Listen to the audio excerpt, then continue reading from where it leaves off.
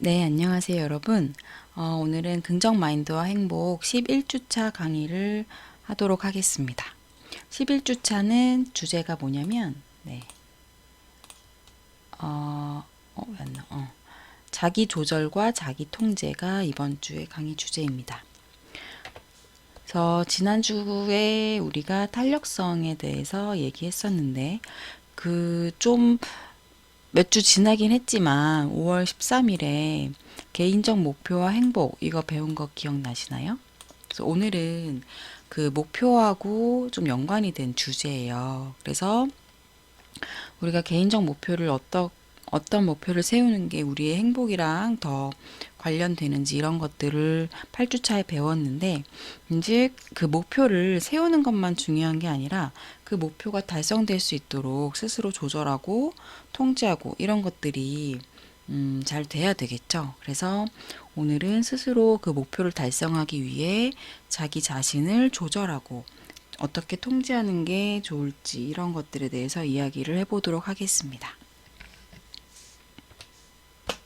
그래서 목차를 보시면 일단 자기 통제의 가치, 그래서 자기 통제가 왜 좋은 건지 중요한 건지, 그리고 개인 목표와 자기 조절이 어떻게 연결되는지, 자기 조절을 잘 하기 위한 계획, 어떤 계획을 세우는 게 자기 조절을 하는 게 유리한지, 그리고 우리가 목표를 세울 수가 있는데 목표를 세우는 건 되게 자신의 자율적으로 자유롭게 세우는 게 좋은데, 근데 이런 자기 조절이 잘 어려운 목표가 있고 자기 스스로 자기를 조절하고 통제하는데 좀 쉬운 목표가 있어요. 그래서 그 차이에 대해서 좀 말씀드릴 거고, 그리고 자기 통제에 실패하는 경우에 대한 우리가 일상적으로 설명하는 것들, 뭐 변명을 한다거나 너무 그때는 어쩔 수 없었어 라고 얘기한다거나 이런 것들에 대해서도 좀 얘기를 할 거예요.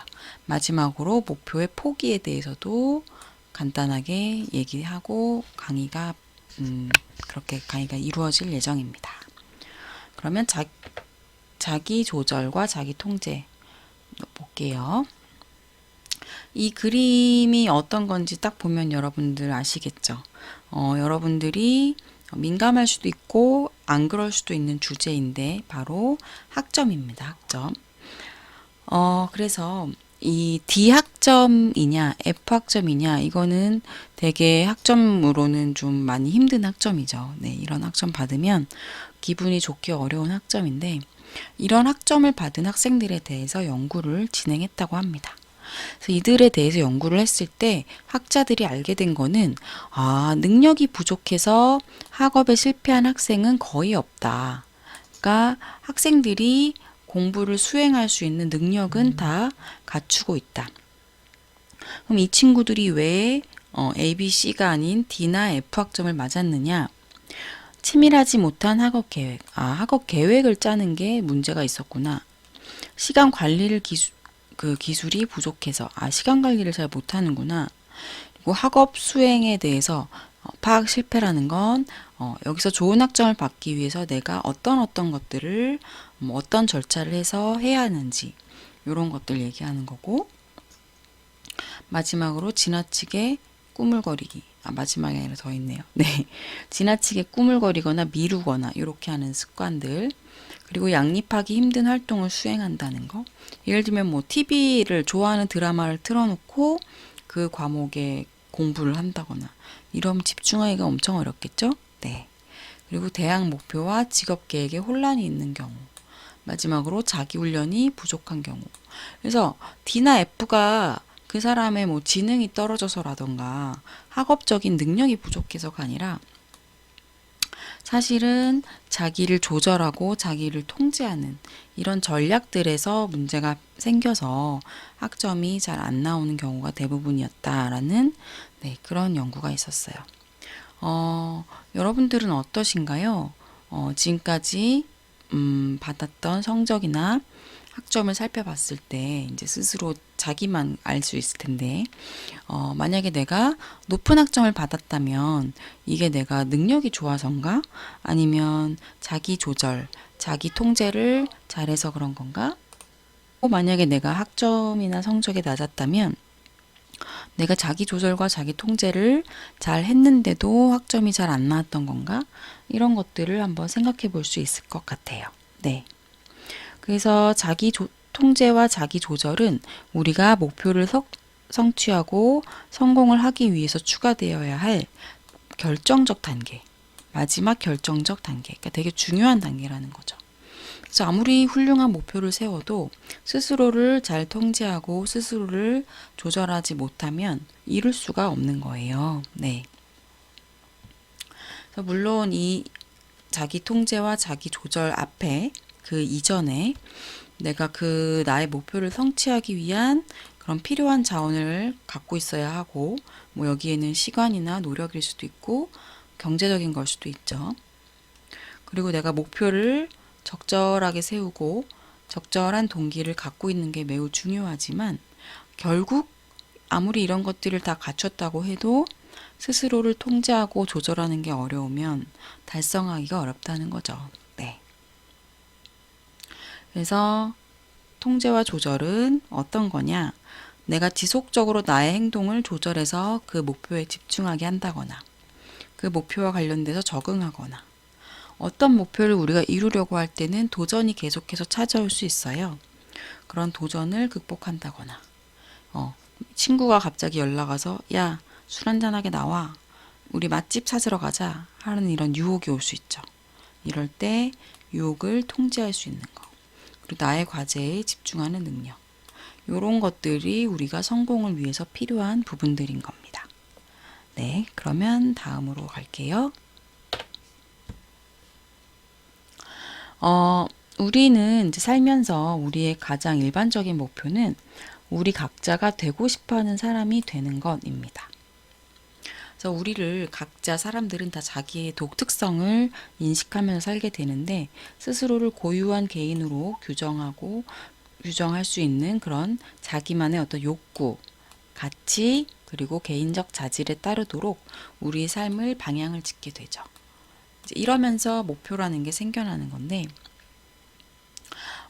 자기를 조절하고 통제함으로써 우리는 자신의 삶을 통제하게 되는 거예요. 나의 삶을. 내가 지금은 뭔가 남에게 내세울 능력이 없는 사람인데, 나는 누군가에게 되게 나의 실력이나 능력으로 인정받는 사람이 되고 싶어. 이런 내가 되고 싶어 한 사람의 어떤 가치를 정하면 내 삶을 통제함으로써 그런 사람이 되게끔 변화시키는 거죠. 그러기 위해서는 내가 정한 목표에 따라서 나의 감정, 사고, 행동을 통제하고 조절하는 것이 필요합니다. 그래서 여기 네모를 잠깐 보면, 자기 통제라는 것은 세상을 변화시키든 아니면 나 자신을 변화시키든 자기 통제를 하는 그 역량은 우리로 하여금 생활 사건의 수동적 희생자가 되는 것을 막아준다. 그러니까 말이 좀 어렵긴 하지만 결국은 이런 얘기예요.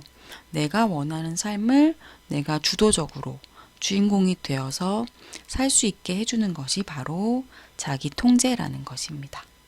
사실 자기 통제라는 말을 들으면 처음에는 좀 딱딱한 것 같고 재미없는 것 같고, 뭐 자기 통제 얘기만 들어도 답답한 것 같고 그럴 수 있지만, 우리가 스스로 내 삶의 주인공인 느낌을 느끼려면 자기를 조절하고 통제하는 게 어느 정도는 필요합니다. 그래서 여기서 이제 1차 통제랑 2차 통제라는 말이 나와요. 네. 그래서 1차 통제라는 거는 나의 요구와 목표에 맞추기 위해서 외부 환경을 이제 바꾸거나 조성하는 그런 시도를 얘기하는데, 예를 들면 내가 어떤 분야를 전공하고 거기서 전문성을 키우기 위해서 어느 대학에 가겠어. 이거는 내 환경을 바꾸는 얘기인 거죠. 2차 통제는 외부 환경에 맞추기 위해서 자신을 바꾸는 것이에요. 2차 통제에는 어떤 게 있을까요? 만약에 내가 대학을 졸업하고 바로 어떤 직업을 찾고 있는 상황이다. 그러면 그 사람은 그 진로를 외부 환경에 속하는 그런 분야나 진로를 확 바꾸기보다는 나 자신을 내가 새로 취업한 그런 직업에 적응시키려고 노력을 하겠죠. 그거는 2차 통제라고 볼 수 있어요. 차이를 좀 아시겠죠? 네. 그러면 이제 자기 통제가 왜 중요한가 이거를 좀 더 얘기를 해보려고 하는데 자기 통제와 자기 조절은 원하는 나의 미래 목표를 달성하기 위해서 내가 뭔가를 시작하게 하고 어떤 가이드를 주는 내가 어느 방향으로 가야 해 얼만큼 열심히 해야 해 뭐 한 3년 정도는 이걸 꾸준히 해줘야 해 이렇게 안내를 하는 그런 개인의 능력인 겁니다. 그래서 이거는 장기적인 그런 게 필요할 때도 있고 단기적인 조절과 통제가 필요할 수도 있어요. 장기적인 거는 어떤 거예요? 우리가 여러분이 지금 대학에 다니고 있는데 대학의 졸업장을 얻기 위해서는 몇 주, 몇 달로는 어렵죠. 네, 몇 년의 시간, 긴 시간이 필요합니다. 그러면은 그 긴 시간 동안에는 학기 중에는 학업에 집중하고 방학 중에는 뭐 쉴 수도 있고 놀 수도 있고 아니면 전공 분야를 더 탐구할 수도 있고 어쨌든 자기 목표를 위해서 노력하고 통제하는 게 필요해요. 단기적으로는 아이스크림을 먹고 싶은 충동을 참는 거 이런 것도 스스로를 조절하는 일이죠. 제가 아이스크림을 별로 좋아하지 않는데 요 사진의 아이스크림은 너무 먹음직스럽게 생긴 것 같아요. 네. 그래서 삶의 과정을 스스로가 통제하고 스스로가 자기한테 지시를 하는 거예요. 셀프로. 네.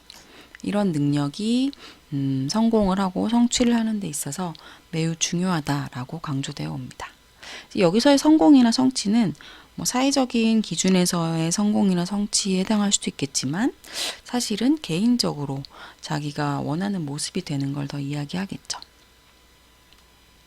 이거랑 관련해서 마시멜로 연구라는 게 있어요. 여러분이 이 마시멜로 연구를 들어보셨는지 모르겠는데 되게 간단한 연구입니다. 이렇게 아이들, 되게 귀여운 아이가 한 명 앉아 있는데 앞에 이렇게 아이들이 좋아할 만한 마시멜로를 하나 딱 눈앞에 두는 거예요. 그리고 아이에게 선생님이 밖에 나갔다가 올 동안 이거를 안 먹고 기다리면 마시멜로를 하나 더 줄게 라고 얘기를 하고 선생님은 그 실험실 바깥으로 나가는 거죠. 그랬을 때 어떤 아이들은 그 15분을 기다리지 못하고 이 마시멜로를 먹는 아이들이 있고 어떤 아이들은 꾹 참고 15분을 기다리는 아이들이 있다고 합니다. 여러분은 어떨 것 같아요? 요거를 먹지 않고 참을 수 있을지 아니면 그냥 먹어버리고 하나 안 먹고 말지 뭐 이렇게 생각하는지 궁금한데요. 그래서 이렇게 안 먹고 15분을 참는 아이들에 대해서 만족을 지연시킬 수 있다 해서 만족 지연 아동 이렇게 얘기를 합니다. 그래서 만족 지연 아동은 보통 이 이후에 아이들이 크면서 어떻게 지냈는지를 추적해서 살펴봤을 때 사회적이고 학업적으로 유능했고요. 스트레스에 더 효율적으로 대처했고 나중에 성인이 될 쯤에 대학 입학 성적에서도 더 높은 점수를 얻었다고 합니다. 그래서 이만큼 스스로를 조절하는 게 참 중요한 것이다. 이거를 알 수가 있는 거죠. 네. 자기를 통제하는 건 사실 건강에도 많은 영향이 있어요. 우리가 자극적인 음식, 뭐 인스턴트 음식이라던가 이런 것들을 진짜 맛있잖아요. 네, 저도 특히 분식을 엄청 좋아하는데 물론 뭐 피자나 이런 것도 좋아하지만 분식은 약간 멈출 수가 없는 한번 시작하면 네. 근데 이제 이거를 매일매일 먹으면 뭐 매일 떡볶이, 라면, 튀김, 순대를 매일 먹으면 아무래도 건강에 탈이 나겠죠. 여러분은 아직 매일 먹어도 별로 탈이 난다고 안 느낄 수도 있어요. 왜냐면 저도 고등학교 때 진짜 매일 떡볶이를 사 먹었어요. 진짜로 과장이 아니라 저는 지방에서 고등학교를 나와서 거기는 고등학교 1학년 때부터도 이제 저녁 시간에 야자를 했던 것 같은데 제 기억에 그러면 그 저녁 시간이 학교에서 주어지거든요. 그럼 학교 앞에 떡볶이 집이 한 두세 개 있으면 하루에 한 군데씩 번갈아 가면서 이렇게 돌아다니는 거예요. 하루는 A라는 떡볶이집, 하루는 B라는 떡볶이집, 뭐 하루는 짜장 떡볶이. 정말 매일매일 떡볶이를 먹었는데 지금 생각하면 아, 내가 그때 어렸기 때문에 건강에 탈이 안 났구나. 만약에 제가 지금 그렇게 먹으면 바로 막 네, 건강과 체중과 문제가 생길 거예요. 네. 그래서 먹고 싶지만 뭐 한 달에 한 번, 뭐 한두 번 정도 먹는 걸로 통제를 합니다. 라면 이런 것도 마찬가지고. 비슷하게 행복도 내가 나를 행복할 수 있게끔 스스로를 통제하는 그런 것들이 되게 필요하고요. 그리고 내가 스스로 어떤 뭔가를 하는 능력 이런 걸 개발하는 것에도 자기 통제가 중요한 요인이 됩니다. 자기 통제가 높은 사람들은 적응을 잘해요. 개인 적응이 더 좋고, 그리고 정신병리가 적고, 아무래도 적응을 잘하면 그 환경으로 인해서 불안하거나 우울한 게 적을 거고, 그러면 정신병리도 당연히 좀 적게 나타나겠죠. 그리고 더 건강한 대인관계 형성할 수 있고요.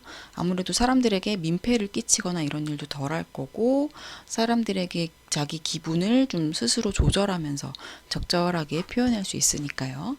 그리고 사회적인 기술도 높고 중독 문제도 적다. 네. 또 하나 연구를 소개를 하면 연구자들이 이번에는 우리 성격 변인의 정말 여러 가지 수많은 성격 변인이 있는데 그 32개를 골랐어요.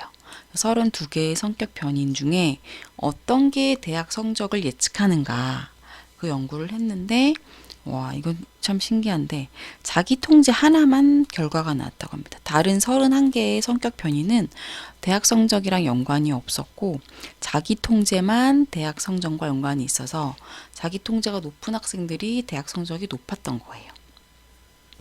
그러니까 여러분이 지금 이미 자기 통제가 쉬운 뭐 이렇게 어렵지 않은 친구들은 괜찮은데 아, 나 좀 자기 통제가 낮은 그런 게 잘 안 되는 것 같아. 이러면 이거는 높이기 위해서 노력을 하는 게 좋겠죠. 자기 통제가 낮은 사람들은 소비 습관에서도 문제가 생겨요. 아무래도 사고 싶은 유혹을 딱 끊기가 어려우니까 낭비, 그리고 약물 중독, 뭐 술이나 니코틴도 여기에 해당할 수 있겠죠. 그리고 음식을 또 통제하지 못하니까 비만, 도박. 네, 이거는 도박하는 순간에 그 짜릿한 그 뭐지 무슨 도파민 호르몬이 쫙 나올 때 그 짜릿함을 잊을 수 없어서 자꾸 하게 되죠. 네. 그리고 학업에서도 실패를 하게 되고요. 공부라는 거는 엄청난 통제가 필요해요. 자기 통제가. 왜냐면은 정말 물론 아주 가끔은 내가 진짜 우러나서 막 즐거워서 하는 공부도 있지만 그렇지 않은 경우도 많잖아요. 아마 대학교 때까지는 안 그런 경우 더 많으실 것 같고 저는 대학을 졸업하고 나서는 그래도 제가 좋아하는 공부 위주로 좀 했던 것 같긴 해요. 네. 근데 이제 대학교 때는 그 분야의 기초적인 내용을 다 배워야 되니까 내가 좋아하는 내용도 있지만 아닌 내용도 있고 교양도 들어야 되고 그렇잖아요. 어쨌든 그래서 그런 통제가 어려우면 학업 점수나 뭐 그런 게 잘 안 나오게 되고 그리고 범죄 행동. 네. 이제 공격성이나 분노 이런 것들이 감정적으로는 충분히 우리가 이해할 수 있지만 그걸 행동에 옮기게 되는 거는 문제가 되죠. 법적인 문제. 그래서 자기 통제를 잘해야 이런 것들을 방지를 하실 수가 있습니다. 그래서 개인 목표와 자기 조절의 연관성에 대해서 좀 살펴보면 여기서는 두 가지 이론이 얘기가 돼요. 하나는 통제 이론, 하나는 자기 괴리 이론입니다. 이 이론들은 뭐냐면 사람들이 개인적인 목표를 세웠을 때 자기 조절을 어떤 어떤 프로세스로 자기 조절을 하는가 이렇게 생각하시면 돼요. 통제 이론에서는 그걸 어떻게 설명하냐면 사람들이 긍정적인 목표를 추구할 때 자기 조절은 자신의 현재 상태와 미래 목표 간의 괴리를 감소시키는 데 초점을 둔다. 그러니까 예를 들면 뭐냐면 내 긍정적 목표를 뭘로 제가 잡아볼까요? 내가 긍정적 목표를 그럼 체중 감량으로 잡았어요. 마이너스 5kg. 그랬을 때 내가 현재 상태는 뭐 예를 들면 몇 킬로라고 할까? 60kg라고 할까? 미래 목표는 그럼 55인 거죠, 55.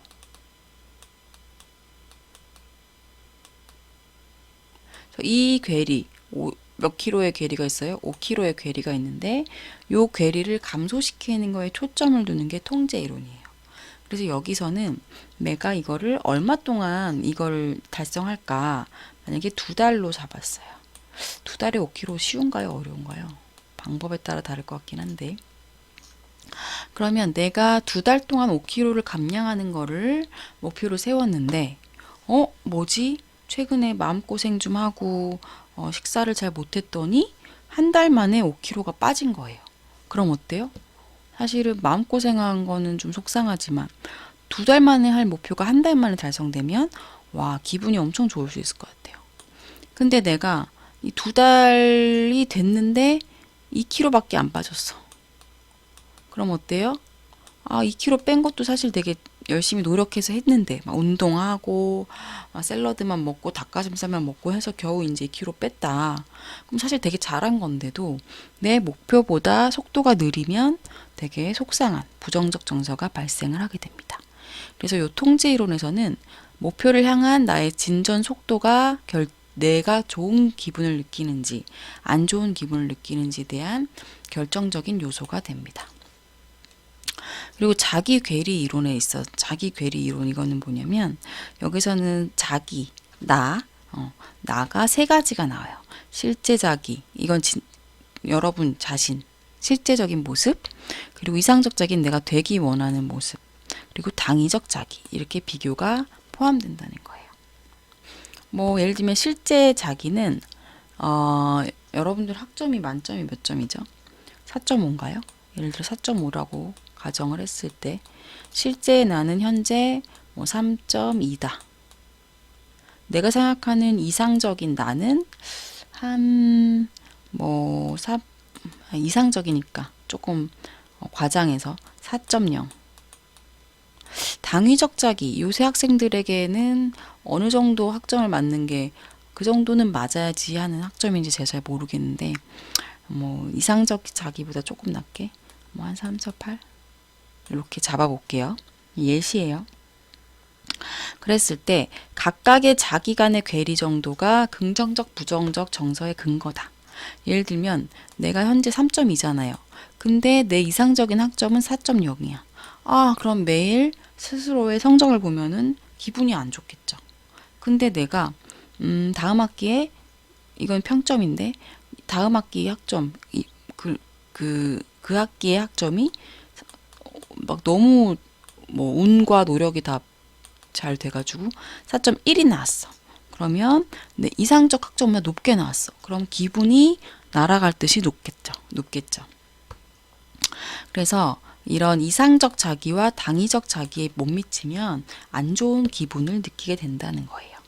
근데 이제 요 이상하고 요 현실하고 괴리가 생기면 스스로에게 실망하고 만족스럽지 않고 슬프고 이런 느낌을 느끼게 된다고 합니다. 그리고 이거는 남들이 어느 정도 그래 이 정도는 받아야지 하는 학점이 이거라고 쳤을 때 요 당위적인 학점과 실제적인 학점 나의 차이가 나타나면 좀 불편하고 사람들이 나를 되게 안 좋게 보지 않을까 하는 위협감이나 어떤 공포감 이런 것들 내가 이렇게 하면은 취업을 아예 못하는 거 아니야? 이런 공포감 같은 걸 느낄 수 있어요. 그래서 자기 괴리 이론에서는 이런 식으로 긍정적인 기분이나 부정적인 기분을 느낄 수 있다. 이렇게 설명을 하고 있습니다. 아이고, 왜 안 지워지지? 그러면